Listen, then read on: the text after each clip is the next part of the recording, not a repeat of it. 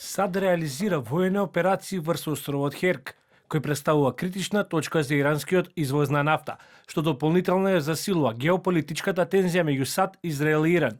Нападите, изведени во петокот навечер, беа насочени кон воена инфраструктура на островот, кој представува централна артерија за транспорт на иранската сурова нафта. Американските воени извори нагласуваат дека операцијата била дизајнирана да избегне директно оштетување на нафтените објекти, концентрирајќи се на воени складишта, бункери со ракети и поставки за морски мини. Председателот на САД Доналд Трамп истакна дека секоја воена цел била успешно погодена и предупреди дека нафтената инфраструктура може да стане потенцијална цел доколку Иран продолжи со ограничување на транзитот низ Хурмускиот теснец.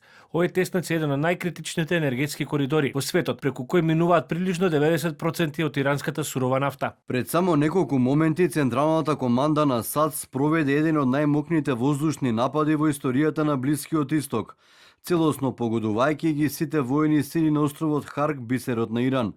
Одлучив да ја зачувам нафтената инфраструктура, но доколку Иран или друг чинител се обиде да го попречи слободното и безбедното поминување на бродовите низ Хормузскиот теснец, веднаш ќе ја преиспитам оваа одлука. Иранската новинска агенција Фарс, пак поврзано со иранската револуционерна гарда, јави дека за време на американските напади се слушнале повеќе од 15 експлозии. Според Фарс, мета на нападите не била нафтената инфраструктура, туку противвоздушната одбрана, поморската база, контролната кула на аеродромот и хангарот за хеликоптери. Нападот врз островот Харк повторно ја активира загриженоста на светските енергетски пазари и отвори прашања за можен нов бран на зголемување на цената на нафтата. Островот има клучна улога во иранската нафтена индустрија, преку него се извезува најголемиот дел од иранската сурова нафта. Па така, секое загрозување на инфраструктурата директно влијае на глобалната енергетска стабилност.